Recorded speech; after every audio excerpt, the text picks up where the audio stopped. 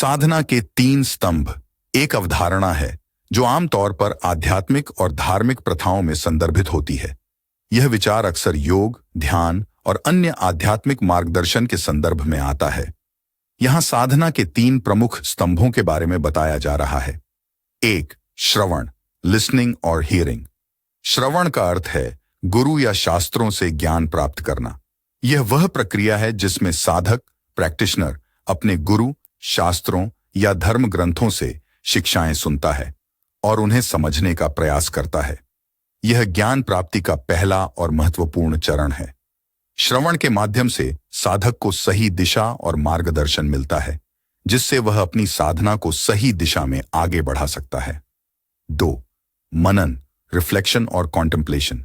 मनन का अर्थ है सुनी गई शिक्षाओं पर गहराई से विचार करना और उन्हें अपने मन में आत्मसात करना।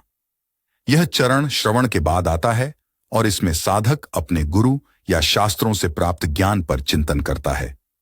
इस प्रक्रिया में साधक अपने संदेहों का समाधान करता है और ज्ञान को अपने जीवन में लागू करने के तरीकों को खोजता है।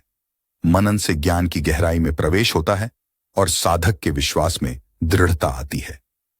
3, निदिध्यासन, मेडिटेशन और डीप मेडिटेशन। निदिध्यासन का अर्थ है ध्यान की गहन अवस्था में प्रवेश करना, जहां साधक अपने आत्मा के साथ एकत्व का अनुभव करता है। यह साधना का अंतिम और सबसे गहन चरण है।